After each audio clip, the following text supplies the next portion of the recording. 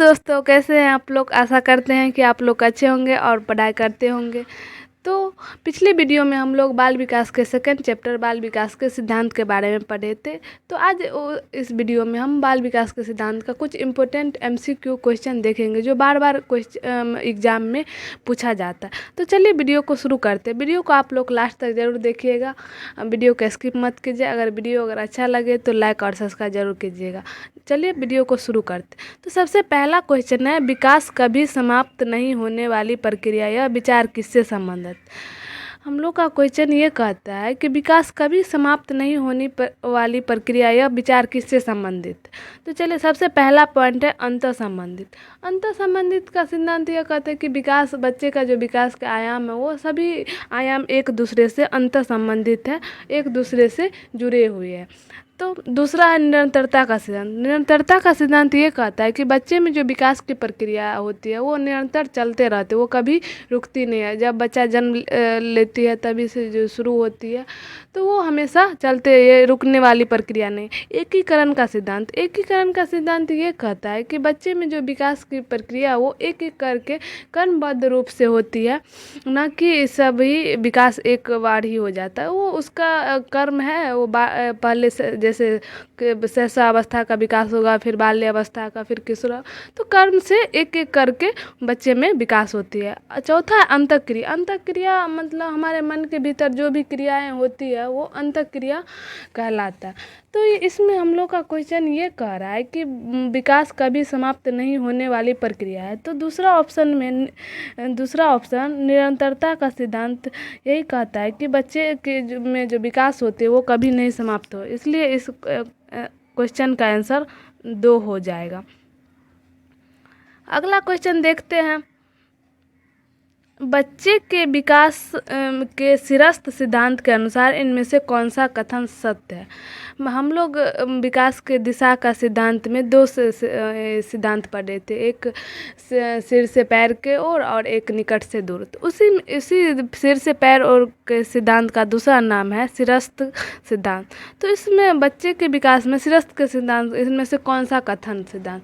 तो हम लोग दिशा के सिद्धांत में पहला सिद्धांत पढ़े थे कि बच्चे में जो विकास होती है वो सिर से पैर की ओर होती है, क्योंकि बच्चे में सबसे पहले सिर का विकास होता है, उसके बाद पैर का विकास होता है। तो चलिए देखते हैं ऑप्शन में।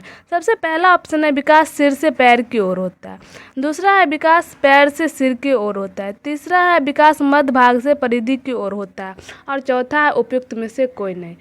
तो इनमें से हम लोग पढ़े थे दिशा के सिद्धांत में कि बच्चे का जो विकास होता है वो सिर से पैर की ओर होता है। इसलिए इस क्वेश्चन का आंसर फर्स्ट हो जाएगा, विकास सिर से पैर की ओर होता है। अगला क्वेश्चन देखते हैं हम लोग। सीमा हर पाठ को बहुत जल्दी याद सीख लेती है। सीमा हर पाठ को बहुत जल्दी सीख लेती है, जबकि लीना उससे सीखने में बहुत ज़्यादा समय लेती है। वो विकास के डैश सिद्धांत दर्शाता है। मतलब 2 बच्ची है, एक सीमा और लीना। सीमा कोई भी चीज़ को बहुत जल्दी समझ लेती है और लीना उसको सीखने में बहुत ज़्यादा टाइम लेती है। तो वो विकास का सिद्धांत किस सिद्धांत को दर्शाता है, ये हम लोग को देखना है। तो सबसे पहला ऑप्शन है व्यक्तिगत विभिन्नता। व्यक्तिगत विभिन्नता में तो सभी व्यक्ति का अलग अलग व्यक्तिगत विभिन्नता पाया जाता है। सभी अंतर संबंध मतलब एक दूसरे से जुड़े हुए।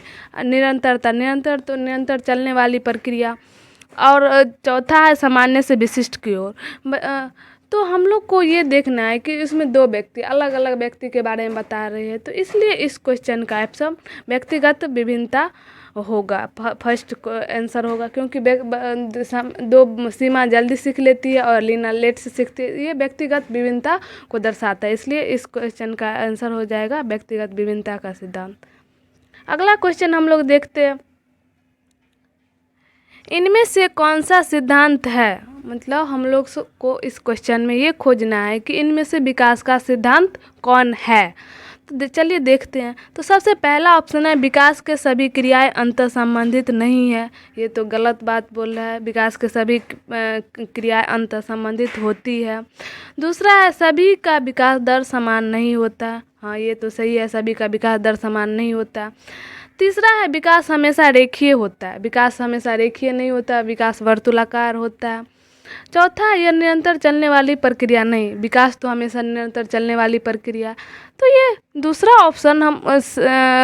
ऑप्शन सभी का विकास दर समान नहीं होते, ये सही है। इसलिए इस क्वेश्चन का आंसर 2 हो जाएगा, क्योंकि सभी का विकास दर समान नहीं होता। और 3 ऑप्शन निगेटिव है, ये एक पॉजिटिव है, इसलिए इस क्वेश्चन का आंसर 2 हो जाएगा।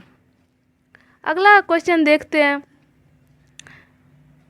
इनमें से विकास का सिद्धांत नहीं था। पहले वाले क्वेश्चन में था इनमें से विकास का सिद्धांत कौन है, इसमें पूछ रहा है इनमें से विकास का सिद्धांत कौन नहीं। तो हम लोग को निगेटिव ऑप्शन ढूंढना है। तो चलिए देखते हैं। पहला ऑप्शन है विकास लंबवत न होकर वृत्ताकार होता है, हाँ ये तो सही है। दूसरा है विकास क्रमबद्ध होती है, हाँ विकास क्रमबद्ध रूप से आगे बढ़ती है, ये भी सही ऑप्शन है। तीसरा है विकास निरंतर होता है, हाँ विकास निरंतर होता है, वो कभी नहीं रुकते। चौथा है विकास मशीनी प्रक्रिया, ये सिद्धांत हम लोग नहीं पढ़े थे कि विकास एक मशीनी प्रक्रिया है। तो इसलिए इस ऑप्शन में हम लोग का क्वेश्चन निगेटिव था, इसलिए इस क्वेश्चन का आंसर चौथा हो जाएगा, विकास एक मशीनी प्रक्रिया। अगला क्वेश्चन हम लोग देखते हैं। मानव विकास के कुछ विशेष सिद्धांत पर आधारित है, मतलब मानव विकास कुछ विशेष सिद्धांत किस सिद्धांत पे आधारित है, हम लोग को ये खोजना। पहला है अनुत्क्रम्यता। अनुत्क्रम्यता को ही अनपलटावली भी कहते हैं, कि मतलब किसी बच्चे को अगर साइकिल पे चढ़ना आता है तो उसको उतरना नहीं आता है। तो ये अनुत्क्रम्यता मतलब उसमें बच्चे में दोनों गुण नहीं होता है। जो अगर वो साइकिल पर चढ़ लेता है तो वो उतर नहीं पाता है, वो अगर जोर बना लेता है तो वो घटाव नहीं बना सकता, तो वो अनुत्क्रम्यता होता है। आगे हम लोग अगले चैप्टर में जीन पियाजे वाला में पढ़ेंगे। दूसरा है सामान्य से विशिष्ट, हाँ बच्चे में जो विकास होती है वो सामान्य से विशिष्ट की ओर होती है। प्रतिवर्ती क्रिया हमारे मस्तिष्क की इच्छा के बिना अनैच्छिक क्रिया होती है, वो हमारे मस्तिष्क के इच्छा के बिना होती है। और निरंतर चलने वाली प्रक्रिया। तो इसलिए इस क्वेश्चन का आंसर सामान्य से विशिष्ट मानव का विकास सामान्य से विशिष्ट की ओर होता है, न कि विशिष्ट से सामान्य। इसलिए इस क्वेश्चन का आंसर दूसरा हो जाएगा। अगला क्वेश्चन हम लोग देखते हैं। इनमें से कौन बाल विकास का सिद्धांत नहीं है। इस क्वेश्चन में हम लोग को ये पूछ रहा है कि इनमें से बाल विकास का सिद्धांत कौन नहीं है। तो चलिए देखते हैं कि करके ऑप्शन।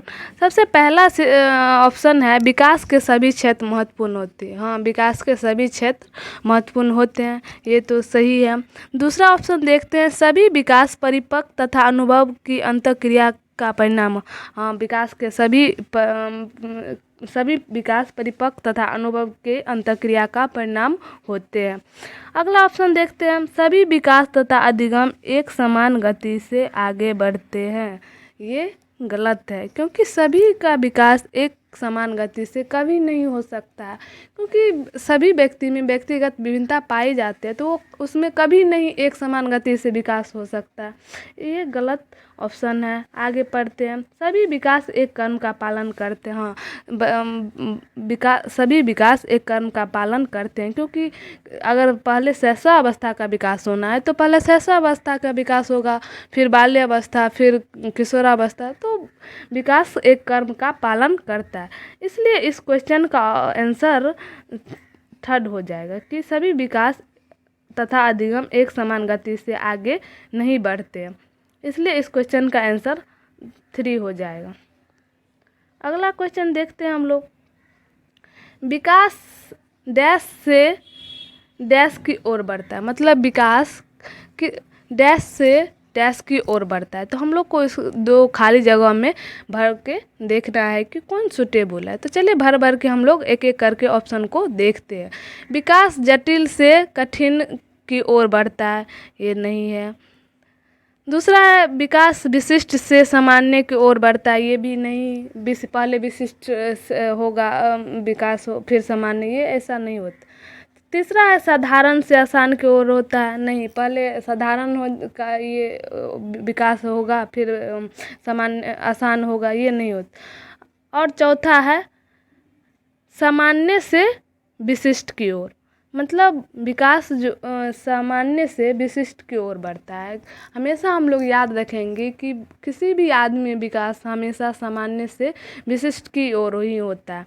तो इस क्वेश्चन का आंसर चौथा हो जाएगा कि बच्चे में जो विकास की प्रक्रिया होती है वो सामान्य से विशिष्ट की ओर होती है। तो ये हम लोग याद रखेंगे, बहुत हमेशा एग्जाम में पूछता है कि बच्चे में विकास डैश से डैश की ओर होता है। तो बच्चे में विकास सामान्य से विशिष्ट की ओर होता है, इसलिए इस क्वेश्चन का आंसर 4 हो जाएगा। अगला क्वेश्चन हम लोग देखते हैं, इनमें से कौन सा सिद्धांत नहीं है। मतलब हम लोग को नेगेटिव ऑप्शन खोजना है कि इनमें से कौन विकास का एक सिद्धांत नहीं है। तो सबसे पहला ऑप्शन है विकास संशोधन योग। हाँ, विकास संशोधन, हम उस विकास में हम चेंजिंग ला सकते हैं। किसी भी बच्चे का इन्वायरमेंट हम अगर चेंज कर देंगे तो उस बच्चे में हम उस बच्चे के विकास में हम चेंज कर सकते हैं, इसलिए विकास संशोधन योग है। दूसरा ऑप्शन है विकास केवल संस्कृति शासित और निर्धारित होती है। विकास केवल संस्कृति और शासित निर्धारित, हम सीटेट में किसी भी अगर क्वेश्चन में हमको केवल, मात्र, ये सब अगर क्वेश्चन में ऑप्शन में देखा जाए तो ये सब ऑप्शन निगेटिव होता है। हम लोग केवल ये सब याद रखेंगे। तो इस ऑप्शन में केवल है और निर्धारित है, ये दोनों निगेटिव वर्ड है। अगला देखते हैं, विकास जीवन पर्यंत होते हैं। हाँ, बच्चे किसी भी आदमी में विकास जीवन पर्यंत होते रहते, जब तक वो मृत्यु प्राप्त नहीं होती है तब तक वो उस आदमी में या किसी भी आदमी में विकास होते रहते। अगला है विकास वंशानुक्रम और पर्यावरण दोनों से प्रभावित। हाँ, किसी भी बच्चे के लिए वंशानुक्रम भी उतना ही ज़रूरी है जितना वातावरण। अगर पर्यावरण इन्वायरमेंट अच्छा है तो वो उसका विकास भी अच्छा होगा। वंशानुक्रम का 50-50 दोनों का रहना अनिवार्य है। तो विकास वंशानुक्रम और पर्यावरण दोनों से प्रभावित होती है। तो इसलिए इसमें हम लोग को निगेटिव खोजना था कि इसमें से विकास का सिद्धांत नहीं है। तो दूसरा ऑप्शन को देखिए, विकास केवल, यहाँ दो केवल संस्कृति से शासित और निर्धारित होती। ये तो हम लोग कभी नहीं पढ़े थे कि विकास केवल संस्कृति से ही होते, नहीं, विकास सिर्फ संस्कृति से नहीं होते और निर्धारित होती है। निर्धारित तो कभी नहीं होती है, ये संशोधन योग होते हैं, हम उसमें चेंजिंग ला सकते हैं। इसलिए इस क्वेश्चन का आंसर सेकंड होगा कि विकास केवल संस्कृति से शासित और निर्धारित होती है, ये हो जाएगा।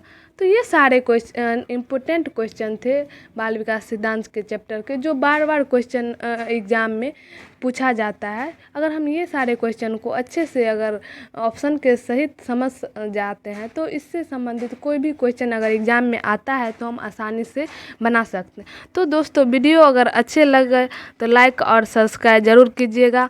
धन्यवाद।